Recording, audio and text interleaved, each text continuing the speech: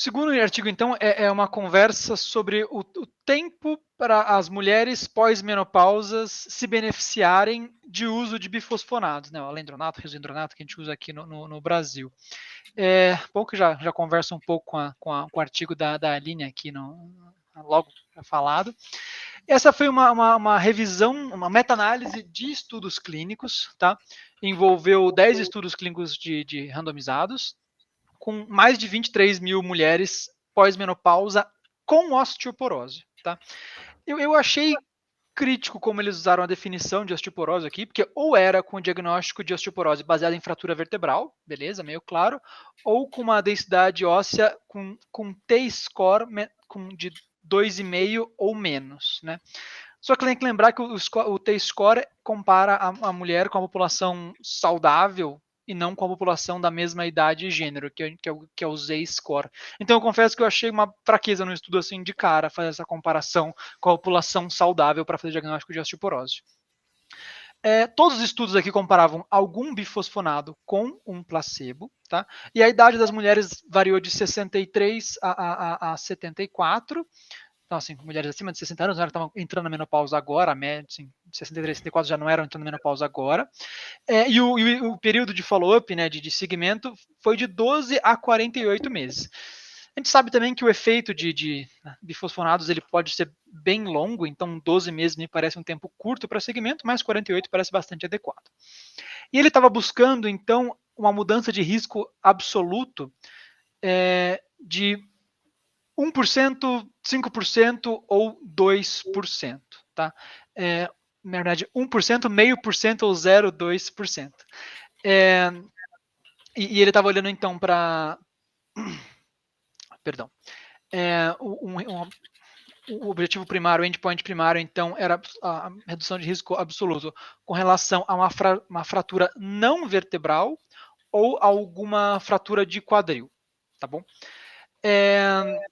O que a gente viu aqui, então, nessa meta-análise de estudos randomizados, é que precisou-se, então, 100 mulheres com osteoporose, pelos critérios deles, usarem um bifosfonado por 12 meses para prevenir uma fratura não vertebral. Tá?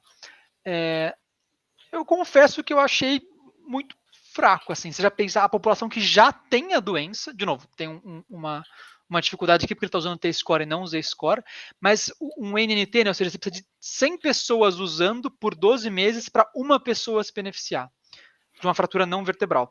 Para fratura de quadril, a gente precisa de 200 mulheres usando por 20 meses para uma mulher se beneficiar. E a conclusão dele, então, é que só vale a pena usar o bifosfonado se então, as mulheres têm uma expectativa de vida maior do que 12 meses. Caso contrário, não use. Mas eu confesso que essa conclusão me pareceu muito fraca também, assim. O estudo é do JAMA, então até um lugar bacana, mas assim, a discussão tinha que ser muito mais profunda, na minha visão, né? 100 pessoas vão usar a medicação para uma pessoa se beneficiar em 12 meses.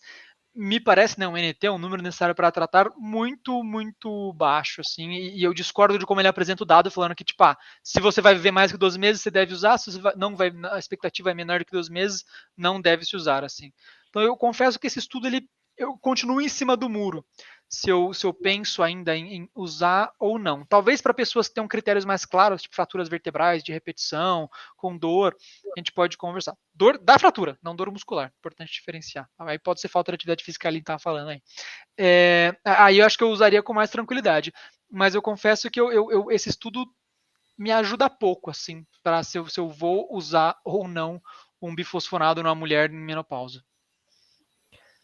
Traz um vão muito grande, né, de 12 meses de expectativa de vida. Quase todo mundo aqui entre 63 e 74 vai ter pelo menos 12 meses. E aí a gente faz o quê? Usa para todo mundo? Mas o NT realmente eu achei muito abaixo do que seria ideal aí para a gente pensar em usar uma medicação que tem aí uma quantidade de efeitos colaterais que não deve ser desprezada, né? Só o fato relativamente assustador de você ter que tomar e ficar em pé durante um tempo já me deixa um pouco mais preocupado. Mas, enfim, é mais uma parcial decepção clínica. Eu acho osteoporose uma questão assim particularmente desafiadora, pensando até em diagnóstico, né? As mulheres, é muito comum, principalmente na saúde suplementar, que as mulheres entrem na menopausa e comecem a fazer densitometria e já, né, olhar essas questões de osteopenia e essa preocupação, e, enfim. E quando a gente vai ver, né, a evidência para mulheres fazerem a densitometria acima de 65 anos, e a gente vai pensar ainda numa medicação com um NNT tão alto assim, né, e com bastante efeito colateral. Então, eu gostaria de ver um estudo que está avaliando, né, segurança, que está avaliando efeito adverso, que está avaliando, né, realmente esse tempo, o benefício, e talvez até comparando, né, uma fratura que você não previna, quanto de custo, né, para o sistema de saúde isso gera, porque costuma ser bem alto, né? Então, tem coisas que eu queria entender ainda daí. Eu acho que ainda não é... Estou insegura para mudar a minha conduta, que atualmente é de prescrever, mas, enfim, né, preciso de outros dados aí.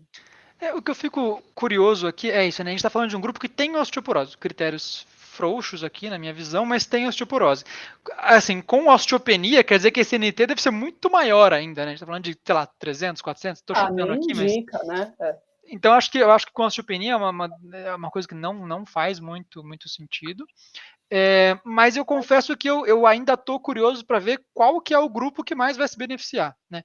Porque deve ter algum grupo de mulheres que vão se beneficiar. Não sei se é com história familiar, se é com a pessoa que está com fratura de repetição, eu não sei qual é esse grupo, mas deve ter algum grupo que talvez se beneficie. Ou não, mas eu espero que tenha. E aí a gente consegue usar de maneira mais designada a medicação para esse grupo. Porque assim, mulher acima de 60 anos, na menopausa, como o Luciano falou, a expectativa de vida do Brasil está muito acima do lado alto do estudo, que é 74, no mínimo 76, 77 para mulher.